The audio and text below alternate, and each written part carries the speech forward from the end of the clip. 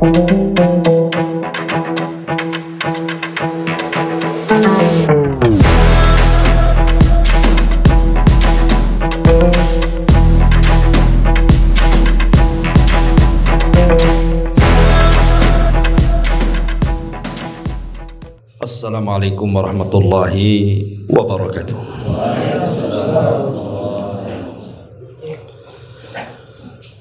Alhamdulillah, wassalatu wassalamu ala rasulillah wa ala alihi wa sahbihi wa mawalah wa la hawla wa la quwata illa billahi wa ba'du. Alhamdulillah, segala puja dan puji hanya milik Allah subhanahu wa ta'ala. Salawat dan juga salam demi keberkahan majlis di malam hari ini kita hadiahkan kepada Rasul kita Nabi besar Muhammad sallallahu alaihi wa ala alihi wasallam. Karena kita berada di akhir-akhir daripada bulan Dzulhijjah dan kita akan menghadapi bulan Muharram, maka pembahasan di malam hari ini kita akan membahas tentang keutamaan bulan Muharram. Ma'asyiral muslimin wal muslimat rahimani wa rahimakumullah. Pembahasan yang kita akan bahas dari keutamaan bulan Allah Al-Muharram ini, pertama kita akan membahas biasa dari segi sejarah. Apa saja peristiwa yang terjadi di zaman Nabi sallallahu alaihi wasallam yang berkaitan dengan bulan Muharram. Kemudian apa rahasia kenapa bulan Muharram disebut syahrullah, bulannya Allah subhanahu wa ta'ala. Kemudian juga apa saja amalannya dan apa saja hal-hal yang harus dihindari di bulan Muharram ini. Inilah 4 pembahasan yang kita akan bahas di malam hari ini. Mudah-mudahan cukup waktunya, kalau tidak maka bersambung. Adapun dari segi sejarah, bulan Muharram ini penuh dengan sejarah, baik sejarah di zaman Nabi sallallahu alaihi wasallam atau sejarah sebelum adanya Nabi sallallahu alaihi wasallam. Yang pertama, bulan Muharram adalah najatu Musa wa man ma'ahu minal mu'minin min Fir'auna. Allah subhanahu wa ta'ala menyelamatkan Musa alaihi salam dan orang-orang yang beriman bersamanya dari kejaran Fir'aun. Dan itu berdasarkan hadis yang sahih. Ketika Nabi SAW hijrah dari Mekah ke Madinah, dilihatlah di Madinah itu orang-orang Yahudi sedang berpuasa. Kemudian Rasul bertanya, puasa apa kalian ini? Maka orang-orang Yahudi Madinah mengatakan, ini puasa di mana hari Allah menyelamatkan Nabi kami, maksudnya Musa. Maka Nabi SAW ketika melihat alasan orang-orang Yahudi mereka berpuasa pada tanggal 10 Muharram itu, karena melihat sejarah Allah selamatkan Musa dari Fir'aun, maka Rasul SAW merintahkan para sahabat untuk berpuasa. Dan itulah puasa pertama yang diwajibkan dalam Islam, puasa 10 tanggal 10 bulan Muharram. Kemudian Rasul mengatakan, ana ahakku bi Musa, saya lebih berhak dibandingkan kalian wahai Yahudi dalam rangka menghormati Nabi Musa. Maka Rasul berpuasa dan memerintahkan para sahabatnya untuk berpuasa. Bahkan para sahabat Nabi SAW melatih anak-anak mereka untuk berpuasa Asyura. Jadi anak-anak kecil itu dibuat main-main supaya lupa lapar. Akhirnya mereka pun ikut serta berpuasa bersama orang tuanya. Karena itulah puasa wajib pertama masalahnya dalam Islam. Baru setelah tahun kedua Hijriah kemudian ada perintah puasa Ramadan. maka puasa Asyura turun derajatnya dari wajib menjadi sunnah, dan Ramadan menjadi puasa wajib bagi kaum muslimin. Ini yang pertama. Kemudian juga yang kedua, Allah Subhanahu wa taala menyelamatkan Nabi Nuh juga. Menyelamatkan Nabi Nuh alaihi salatu wassalam dari tufan tepat di tanggal 10 bulan Muharram. Dan ini disebutkan oleh sebagian para ulama seperti dikatakan oleh Al-Hafidz Ibnu Rajab rahimahullahu taala. Kemudian juga Allah Subhanahu wa taala menerima taubatnya Nabi Adam. Jadi ketika Allah Subhanahu wa taala menurunkan Adam ke bumi, kemudian Allah Subhanahu wa taala mengajarkan kepada Adam beberapa kalimat. Fatalaqqa Adam mir rabbih kalimat. Maksudnya kalimat di sini adalah ucapan Rabbana zalamna anfusana wa illam taghfir lana wa tarhamna lanakunanna minal khasirin. Maka ketika Adam kemudian mengucapkan kalimat ini, Allah terima taubatnya. Lah di hari Allah menerima taubat itulah tepat di tanggal 10 Muharram. Itu menurut pendapat Al-Hafidz Ibnu Rajab Al-Hambali dalam kitabnya Lataiful Ma'arif. Wallahu a'lam. Ya. Taib, ini sejarah orang-orang dulu. Kita masuk kepada sejarah Nabi sallallahu alaihi wa ala alihi wasallam. Pertama, pada tahun keempat Hijriah, Nabi sallallahu alaihi wasallam pernah mengutus satu pasukan yang disebut dengan Sariyatu Abi Salamah Ibn Abdul Asad untuk memerangi Nabi palsu namanya Tulaihah Al-Asadi. Di zaman Nabi SAW, tentu di akhir-akhir ya. Kalau di awal-awal kan nggak ada orang ngaku Nabi. Buat apa juga ngaku Nabi di awal-awal? Nabi sendiri disakiti gitu ya. Kemudian juga dimusuhi. Mana ada orang berani ngaku Nabi? Banyaknya orang ngaku Nabi itu setelah Nabi sukses menguasai Mekah dan Madinah, dan Rasul dihormati, diagungkan, dimuliakan. Maka mulailah orang berpikir enak juga jadi Nabi. Dia tidak melihat awalnya. Makanya kemudian muncul di akhir-akhir hayat Nabi SAW orang-orang yang ngaku Nabi. Seperti diantaranya kita kenal dengan Musailamah Al-Kadzdzab. Musailamah Al-Kadzdzab. Kemudian ada seorang wanita namanya Sajah bintul Haris juga ngaku Nabi. Kemudian juga Tulaihah Al-Asadi di sini yang kita ceritakan. Termasuk juga Laqit ibn Malik Al-Asadi. Kemudian juga Al-Aswad Al-Ansi. Jadi ada sekitar 5 orang di akhir-akhir kehidupan Rasul itu orang-orang yang ngaku Nabi. Lah yang jelas-jelas diperangi sampai terbunuh adalah Musailamah Al-Kadzdzab. Diperangi oleh Abu Bakar Siddiq radhiyallahu anhu. Kemudian juga Al-Aswad Al-Ansi juga sama. Tetapi Tulaihah ini di awalnya mengaku Nabi, tapi kemudian tobat. Setelah diperangi oleh Khalid bin Walid, dia tobat lari ke Syam.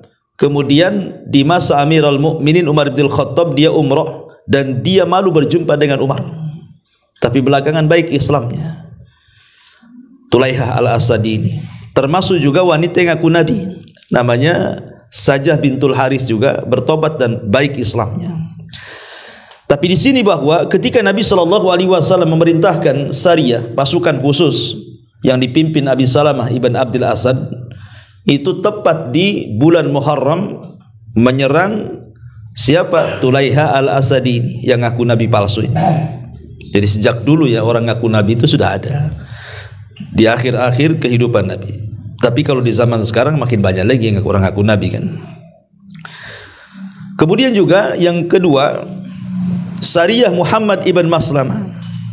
Nabi mengutus pasukan khusus dipimpin oleh Muhammad ibn Maslamah ke arah Najd. Lah pulang dari pasukan ini pulang dari peperangan dan Allah menangkan. Di tengah jalan mereka menawan seseorang namanya Thumamah ibn Asal. Jadi mereka pulang, tiba-tiba di tengah jalan mereka kemudian menangkap Thumamah ibn Asal. Mereka tidak tahu siapa Thumamah ibn Asal ini. Setelah kemudian ditangkap, diserahkan kepada Nabi, Nabi ngasih tahu bahwa Sumamah ibn Asal ini adalah pemimpin Bani Hanifah. Dan Bani Hanifah itu termasuk kabilah yang kaya akan gandum. Jadi orang-orang Mekah itu dipasok gandumnya dari Bani Hanifah. Lah pemimpinnya itu Sumamah bin Asal itu ditangkap oleh sahabat. Makanya Nabi SAW sangat kemudian memuliakan Sumamah walaupun dia tidak masuk Islam. Dia diikat di tiang masjid. Kemudian tiap hari Nabi SAW memberikan makanan, kemudian memperbaiki hubungannya. Akhirnya belakangan dia pun masuk Islam, Sumamah ibn Asad ini. Dan di sini juga ada polemik akhirnya kan tentang hukum orang yang junub boleh nggak tinggal di masjid. Karena di sini Sumamah ini orang kafir, dia diikat di masjid. Orang kafir mana ada mandi junub, ya kan? Dari sini polemiknya para ulama. Bagi orang yang mengatakan boleh orang junub tinggal di masjid, dalilnya ini, Sumamah ibn Asal diikat di tiang Masjid Nabawi. Karena orang kafir tidak pernah junub kan gitu. Nah, itu masalah lain, masalah fikih ya. Tapi yang jelas bahwa Sumamah ibn Asal ketangkap kemudian belakangan masuk Islam. Kemudian juga yang ketiga, pernikahan Nabi SAW dengan Safiyah bintu Huyai. Safiyah bintu Huyai ibn Akhtab.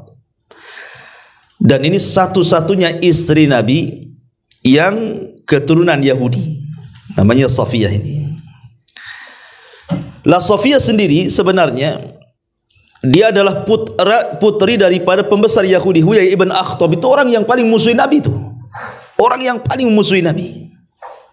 Tetapi dia juga dieksekusi ketika Bani Quraidah tumbang kepada kaum muslimin. Lah salah satu yang dieksekusi mati adalah ayahnya, Huyai ibn Akhtab ini.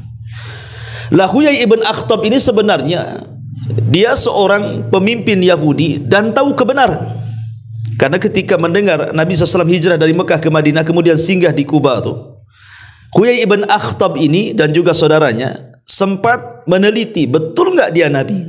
Kemudian dicocokkan dengan Taurat yang mereka baca setiap hari. Rupanya cocok. Tetapi kemudian karena kesombongannya tidak mau beriman. Makanya ketika saudara mengatakan huwa, apakah itu yang dimaksud Nabi di akhir zaman itu? Kata Huyai ibn Akhtab, iya. Ciri-cirinya persis.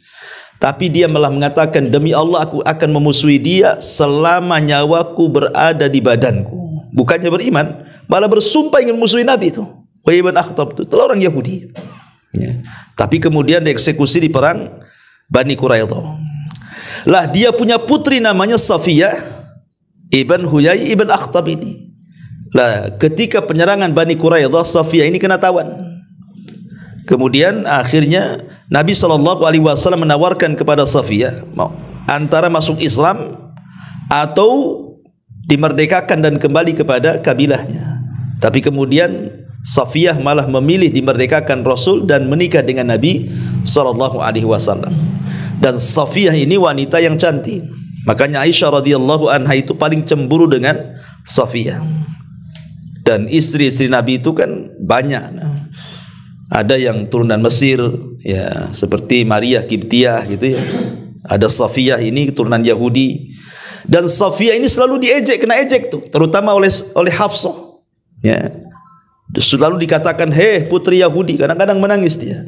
Makanya Nabi SAW menghibur Safiyah dan mengatakan, kenapa kau sedih wahai Safiyah? Engkau turunan Nabi, paman kamu juga seorang Nabi, bahkan suamimu juga seorang Nabi.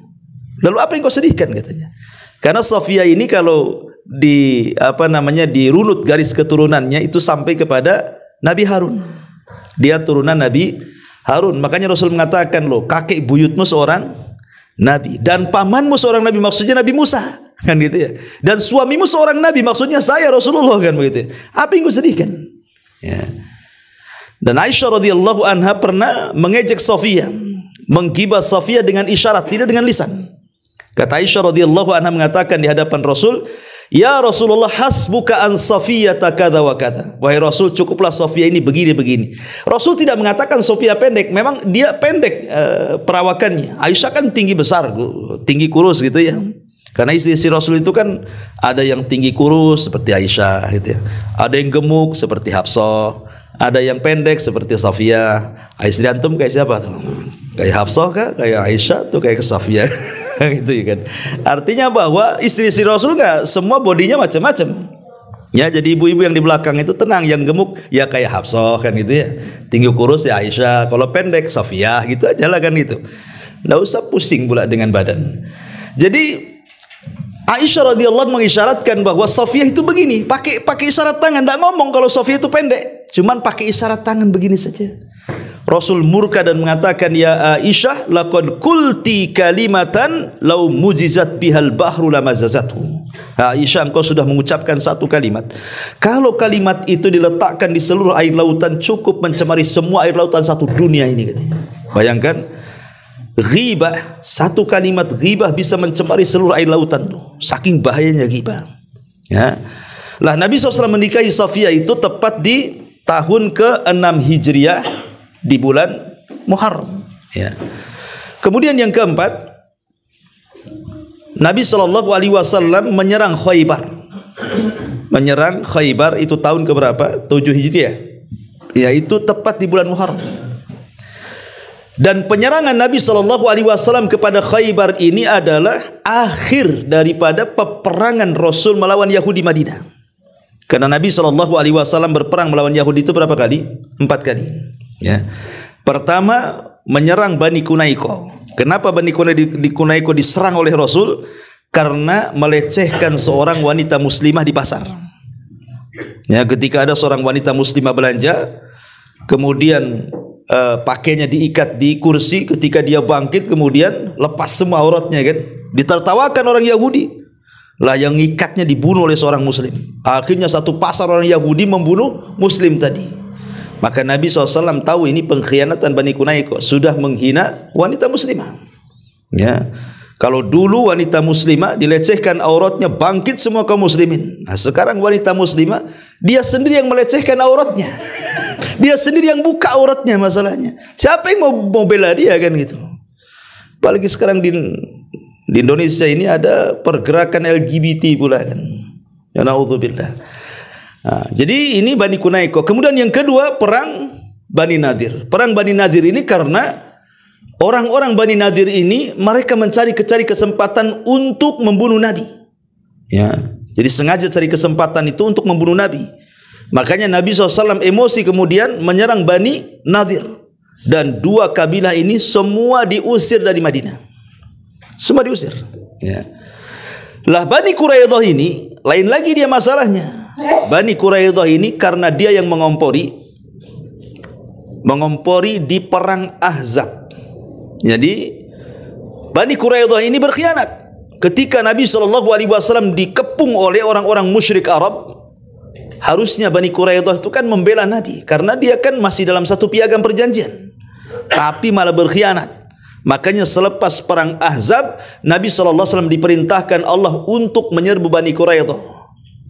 Kata Nabi SAW di hadapan para sahabatnya, pergilah kalian ke Bani Quraidah, serang mereka, habisi mereka, jangan solat asar di jalan kecuali sampai di Bani Quraidah. Lah yang terakhir menyerang Yahudi itu di Khaybar, atau perangnya disebut perang Khaybar. Nah, inilah terjadi pada tahun ke-7 Hijriah tepat di bulan Muharram. Ya. Kemudian juga yang kelima, di antara peristiwanya adalah wafatnya ayahanda Abu Bakar. Siapa ayahanda Abu Bakar? Abu Quhafah radhiyallahu anhu.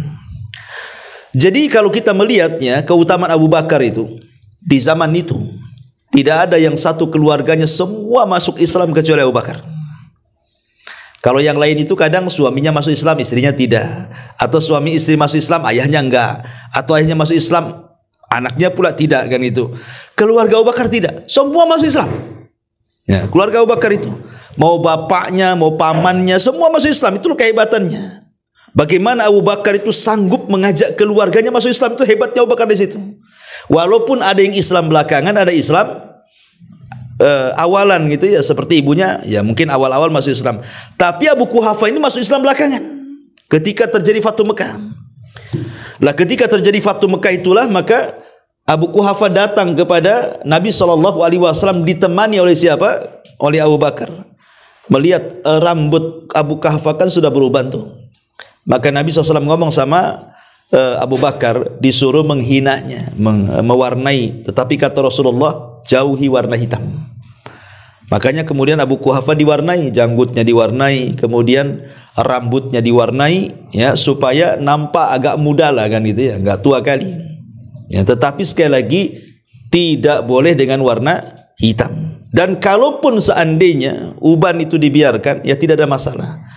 Tapi termasuk sunnah itu menghena, ya, karena Rasul pernah bertanya kepada para sahabat, macam mana orang-orang Yahudi terhadap uban-uban mereka. Kata sahabat mengatakan mereka tidak merubahnya, dibiarkan begitu saja. Maka Rasul mengatakan, warnai rambut kalian selisih Yahudi dan hindari warna hitam, kata Nabi. Ya, jadi yang mewarnai kalau sudah beruban, ini enggak, masih hitam, malah dijadikan putih pula sama dia. Ya, kadang-kadang sininya putih, tengahnya merah, sininya pelangi jadi kepalanya kan. Anak-anak pang itu. Jadi ini diantara lah Abu Quhafa ini. Dia meninggal justru setelah Abu Bakar meninggal. Anaknya meninggal duluan. Abu Bakar meninggal duluan. Kemudian dia mendapatkan warisan seperenamnya. Kemudian tapi diserahkan kepada anaknya Abu Bakar.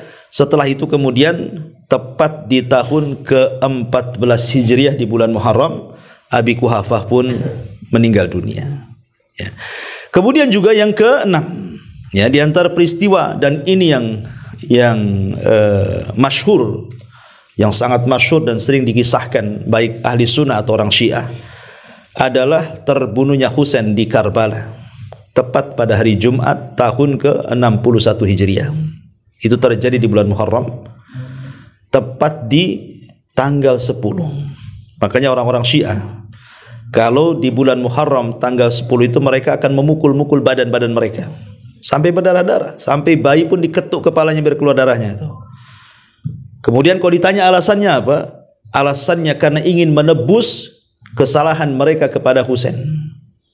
Jadi apa yang mereka rasakan dari derita yang mereka pukulkan ke badan itu tidak seberapa dibandingkan Husain ketika dipenggal kepalanya di Karbala.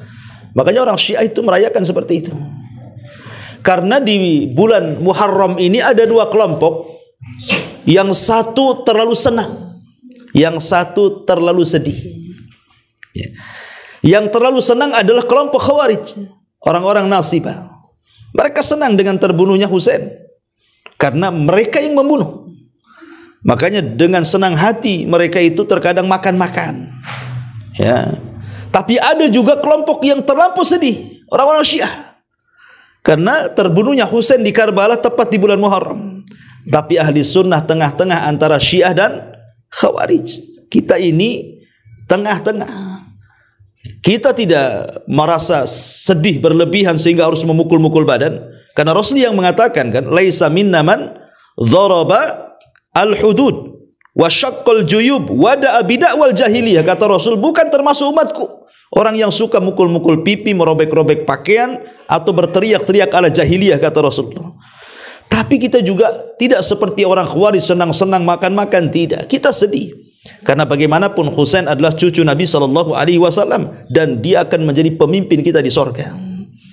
Tapi kita tetap mengatakan inna lillahi wa inna ilaihi raji'un, dan kita doakan kebaikan kepada Husain ibnu Ali radhiyallahu an. Lah terbunuhnya Husain itu tepat pada hari Jumat tahun ke-61 Hijriah di tanggal 10 Muharram. Husain terbunuh di Karbala. Dan ketika itu bukan dia saja yang terbunuh, ya, karena Husain itu kan membawa 80 orang keluarganya, semua meninggal keluarganya. Ya, celakanya Husain itu bukan hanya membawa anak-anak dia saja, tapi anak-anak Hasan pun ikut sama dia. Makanya ketika terjadi perang Karbala itu, tidak ada yang tersisa dari turunan Husain kecuali satu. Namanya Ali As-Sajjad atau dikenal dengan Zainul Abidin. Itulah yang selamat. Karena ketika saat perang dia sakit, dia tidak sanggup berdiri, kemudian diselamatkan oleh Zainab, saudara daripada Husain. Maka dia selamat, dialah satu-satunya yang hidup, kemudian ditawan dan dibawa ke Syam. Makanya siapapun yang mengklaim turunan Nabi dari jalur Husain harus lewat Zainul Abidin, karena dia satu-satunya yang hidup masalahnya. Tapi kalau Hasan itu dua yang hidup turunannya, ya. Ma'asyiral muslimin yang dimuliakan Allah Azza wa Jalla. Kemudian juga yang ke-8 adalah wafatnya Maria. Maria ibunda daripada Ibrahim putra Nabi SAW. Jadi ketika Nabi SAW mengirim surat ke raja-raja Kisra, kemudian ke Romawi, termasuk ke Muqawqis Mesir, termasuk ke Najasyi Persia, Habasyah gitu ya. Kan raja-raja yang menerima surat ini kan macam-macam tuh perilakunya. Ada yang merobek suratnya, seperti Kisra. Kisra itu mereka merobek surat Nabi. Makanya Rasul mendoakan, karena dia sudah merobek suratku, semoga Allah merobek kekuasaannya. Maka dari doa Nabi SAW, dari situlah tidak pernah ada Kisra sampai kiamat. Tidak ada pernah ada lagi Kisra sampai kiamat. Ya. Tetapi Romawi, Kaisar, dia tidak menyobek, tetapi walaupun tidak masuk Islam, dia hormati suratnya dan diletakkan di tempat yang baik. Makanya orang-orang Romawi sampai sekarang masih ada. Ya. Kemudian Muqawqis Mesir, dia tidak masuk Islam, tetapi dia menghargai surat itu, makanya memberikan hadiah. Lah salah satu hadiah yang diberikan kepada Rasulullah 2 budak, satu Maria Qibtiyah, satu Raihanah namanya. Lah Raihanah ini dihadiahkan oleh Rasul kepada juru bicara Nabi SAW Hasan ibn Thabit. Kemudian Maria Qibtiyah diambil Nabi SAW. Kemudian dari situlah lahir putra beliau, namanya Ibrahim bin Muhammad SAW, putra Maria, satu-satunya putra Nabi dari selain istri-istrinya, dari budaknya. Tapi sayang di usia setahun 8 bulan Ibrahim pun meninggal dunia. Cuman ada peristiwa ketika meninggalnya Ibrahim terjadi gerhana matahari, itu masalahnya. Total lagi kan. Jadi orang-orang Arab menyangka bahwa jangan-jangan gerhana ini karena kematian Ibrahim, putra Nabi SAW.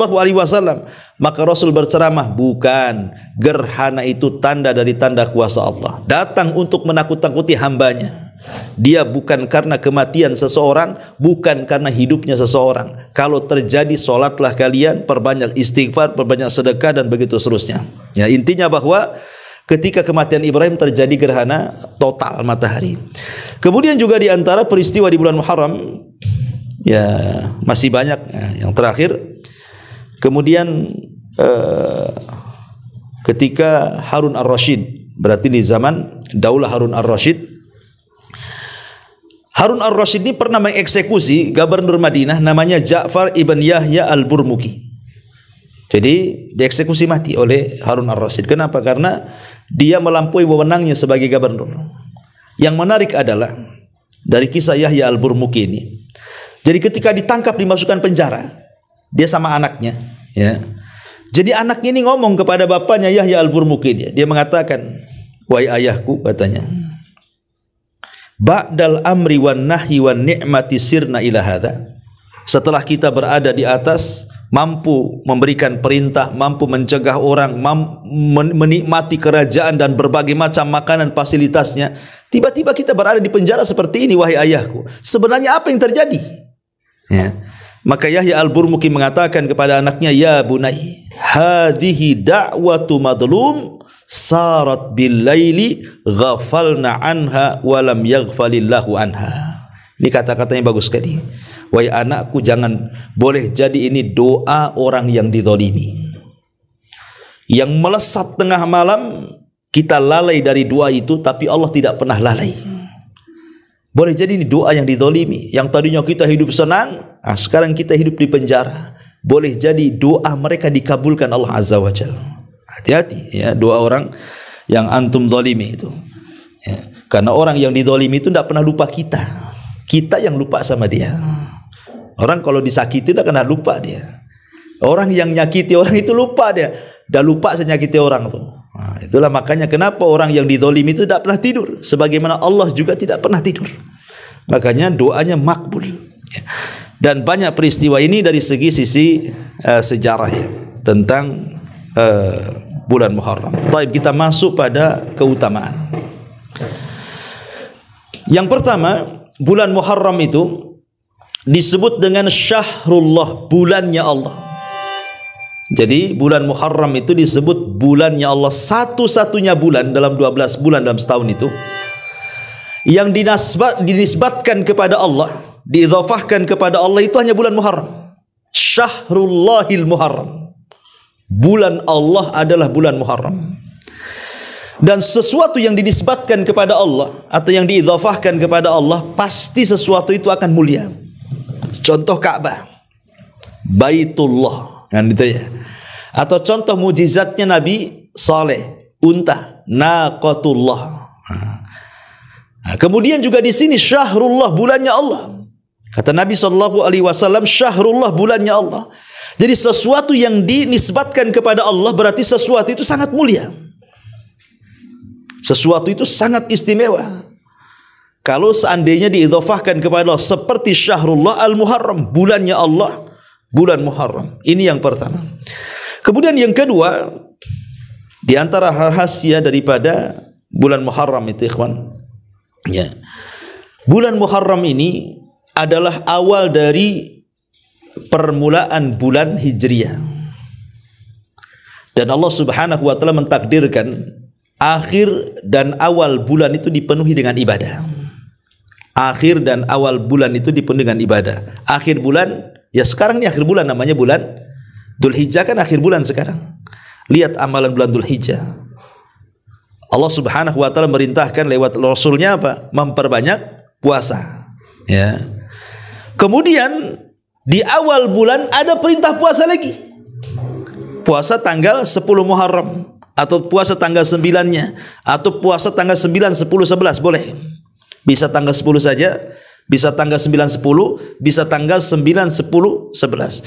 Seolah-olah Allah Subhanahu wa taala ingin mengatakan ingin menghendaki kepada kita kebaikan awal dan akhir. Jadi akhir tahun dan awal tahun ditutup dengan ibadah. Dan itu kalau seandainya Allah takdirkan kita tidak lagi diberikan usia panjang oleh Allah Azza wa Jal, berarti kita berada di atas ibadah. Karena kita tutup akhir dan awal dengan ibadah. Ma'asyiral muslimin yang dimuliakan Allah Azza wa Jal, ada doa yang diajarkan oleh Nabi SAW yang kadang-kadang kita lupa gitu ya membacanya. Bahwa doa ini sangat dianjurkan. Kadang saya kalau awal Muharram itu banyaklah di di WA ini atau di Facebook, kadang-kadang seliwer ya selamat tahun baru Hijriah gitu ya. Selalu itu. Tetapi tidak ada doa di situ. Harusnya kewajiban kita adalah berdoa, doa awal tahun namanya. Dan itu disebutkan dalam hadis Abi Ukail dari bapaknya, dari Abdullah ibn Hisham. Apa kata dia? Kana ashabu Rasulillah sallallahu alaihi wasallam yata'allamuna hadha ad-du'a kama yata'allamuna al-Qur'an idza dakhala asy-syahr aw as-sana. Sahabat Rasul apabila mereka masuk kepada awal tahun ataupun awal bulan, maka mereka mengajarkan doa ini sebagaimana mereka mengajarkan Al-Quran kepada anak-anak mereka. Apa doanya? Mereka berdoa, Allahumma adkhilhu alaina bil amni wal iman wassalamati wal islam wa jiwarin minasyaitan wa ridwanim minar rahman. Ini doa awal tahun. Doa awal tahun meminta kepada Allah Subhanahu wa taala 4 perkara. Ya, apa yang diminta? Allahumma adkhilhu alaina, ya Allah, masukkan bulan itu kepada kami, maksudnya awal bulan Muharram itu, bil amni, pertama berikan keamanan. Karena aman itu penting, ikhwan. Orang kalau dipenuhi dengan rasa takut, jangankan lagi bicara ibadah, mau cari maisha saja tidak bisa. Lihat orang-orang yang hidup di negara konflik itu, nggak aman itu, susah mau keluar tuh, was-was takut gitu kan. Makanya keamanan itu nikmat Allah yang besar. Dengan aman kita bisa mencari rezeki, dengan aman kita bisa beribadah, dengan aman kita bisa kemana-mana kan gitu ya. Minta kepada Allah bahwa awal bulan ini Allah berikan keamanan kepada kita. Ya. supaya jangan rumah kita tidak dicuri orang, keluarga kita tidak diganggu orang, kan itu ya. Dan begitu seterusnya, minta keamanan. Ya. Kemudian yang kedua, wal iman, minta supaya diteguhkan iman. Jangan sampai kemudian baru di awal tahun tergoyahkan keimanan kita. Betapa banyak orang-orang yang kemudian berpindah agama gara-gara dunia, goyah imannya. Ya. Kemudian juga yang ketiga, wassalamati wal Islam. Yang kedua ya, bil amni wal iman, satu paket. Wassalamati wal Islam. Kemudian keselamatan dan juga Islam. Ini penting karena kita juga minta selamat gitu ya. Kemudian juga Islam. Kemudian wajiwari minasyaitan. Yang ketiga, minta kepada Allah agar kita dihindarkan dari gangguan syaitan. Dan yang terakhir, minta keridhaan waridwani minar rahman. Minta agar Allah subhanahu wa ta'ala redha kepada kita. Jadi berdoa, Allahumma adkhilhu alaina bil amni wal iman wassalamati wal Islam wajiwari minasyaitan waridwanin minar rahman. Itulah doa awal tahun. Dan saya yakin antum nggak baca, nggak antum? Nggak baca kan gitu? Ya selamat hari raya aja kan? Itu apa lagi kan gitu ya? Padahal ini doanya sangat dianjurkan di tengah-tengah para sahabat Nabi Sallallahu Alaihi Wasallam. Ya, untuk menunjukkan bahwa mulailah segala sesuatu itu dengan doa. Karena doa itu artinya hubungan kita dengan Allah. Kalau kita memulai awal tahun berhubungan dengan Allah Azza wa Jal, lebih dekat dengan Allah, insya Allah Allah akan bersama kita. Dan kalau Allah bersama kita, tidak ada sesuatu yang bisa merintangi hal-hal yang kita hadapi ke depannya. Taib, ma'asyiral muslimin yang dimuliakan Allah Azza wa Jal, secara singkat saja ya, karena juga waktu dan saya juga ada tamu ya di sini, bahwa amalan-amalan yang paling penting di bulan Muharram ini, pertama, jangan melakukan maksiat. Jangan melakukan kemaksiatan kepada Allah Azza wa Jalla. Disebutkan oleh Imam Ibnu Katsir rahimahullahu taala ketika memberikan catatan kepada surah At-Taubah 36. Surah At-Taubah 36. Jadi beliau menukilkan perkataan Imam Qatadah. Apa kata Imam Qatadah? Dia mengatakan, siapapun yang melakukan maksiat fi ashuril hurum, di bulan-bulan hurum, salah satunya bulan Muharram, maka dosanya akan dilipat gandakan dibandingkan dia melakukan dosa di bulan-bulan yang lainnya. Kemudian beliau mengatakan, begitu juga amal soleh. Kalau kita melakukan amal soleh nih di bulan Muharram, maka Allah akan lipat gandakan pahalanya dibandingkan dia melakukan di luar bulan Muharram. Ini yang pertama. Kemudian yang kedua, yang paling ditekankan adalah puasa. Yang paling ditekankan memperbanyak puasa sunnah. Ya, puasa sunnah mencakup Senin Kemis, ataupun 3 hari dalam sebulan, ataupun puasa Daud, itu puasa-puasa sunnah kan? Ya. Kemudian yang paling dianjurkan di bulan Muharram, tadi saya sudah katakan, puasa tanggal 10 bulan Muharram. Dan puasa tanggal 10 bulan Muharram itu bukan dalam rangka untuk merayakan meninggalnya Husain, tidak ada hubung kait. Puasa tanggal 10 Muharram dengan meninggalnya Husain, enggak ada hubung kait. Puasa tanggal 10 Muharram itu murni karena perintah Rasul. Ketika Nabi SAW hijrah ke Madinah, dia melihat orang Yahudi sedang berpuasa, maka Rasul ikut puasa. Tapi karena kemudian kok kayaknya puasa tanggal 10 kok mirip-mirip dengan puasa Yahudi, makanya para sahabat meminta kepada Rasulullah untuk supaya menyelisih orang-orang Yahudi. Kata Rasul, kalau begitu baik tahun depan kita puasa tanggal 9. Artinya 9, 10 kan gitu ya. Tapi Allah takdirkan Rasul belum puasa tanggal 9, keburu wafat masalahnya.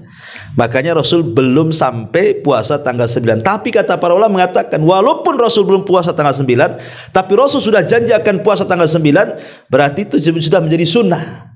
Ya, boleh puasa tanggal 9 dan 10. Atau secara dalil umum bisa juga puasa tanggal 9, 10, 11 dalam rangka menyelisihi orang-orang Yahudi. Intinya bahwa puasa itu sangat dianjurkan di bulan Muharram. Ya.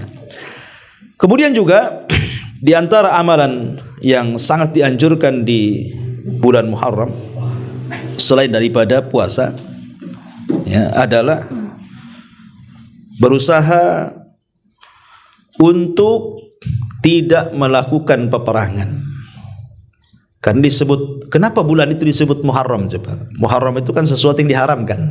Muharram itu. Kenapa bulan itu disebut bulan Muharram, bulan yang diharamkan? Ada dua pendapat ulama. Yang pertama maksudnya diharamkan iblis masuk surga.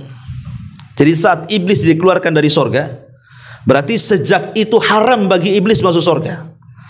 Lah saat dikeluarkan iblis dari surga itulah tepat di bulan Muharram, maka bulan itu disebut Muharram. Karena iblis diharamkan lagi masuk surga. Ini satu pendapat. Pendapat yang kedua maksudnya diharamkan tidak boleh mengangkat senjata. Tidak boleh mengangkat senjata. Makanya orang-orang jahiliyah di atas kesyirikan mereka, mereka sangat memuliakan bulan Muharram.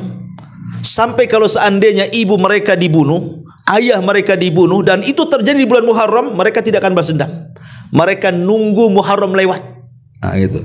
Tapi kalau masih bulan Muharram, mereka biarkan pembunuhnya tuh. Karena apa? Memuliakan bulan Muharram. Itu orang jahiliyah di atas kejahiliahannya tuh. Lah ketika datang Islam, semakin dikokohkan kemuliaannya. Makanya kemudian tidak boleh berperang di bulan Muharram. Maksudnya perang menyerang, bukan perang dalam rangka bertahan. Kalau diserang ya tidak bisa kita diam saja. Kalau diserang ya kita nyerang. Maksudnya di sini perang yang sifatnya nyerang itu tidak boleh. Ya, tidak boleh dilakukan di bulan Muharram. Karena disebut Muharram sendiri ya karena sebab ini tidak boleh melakukan peperangan. Ya, jadi ini di antara amalan bulan Muharram adalah jangan sampai mengangkat senjata dalam rangka melakukan peperangan. Ya termasuk juga mungkin ya bisa dikiaskan kepada perkelahian. Ya di bulan Muharram malah kelahi pula kan ngangkat senjata antar preman, antar geng, antar anak sekolah. Ini gimana? Enggak muliakan bulan Muharram namanya.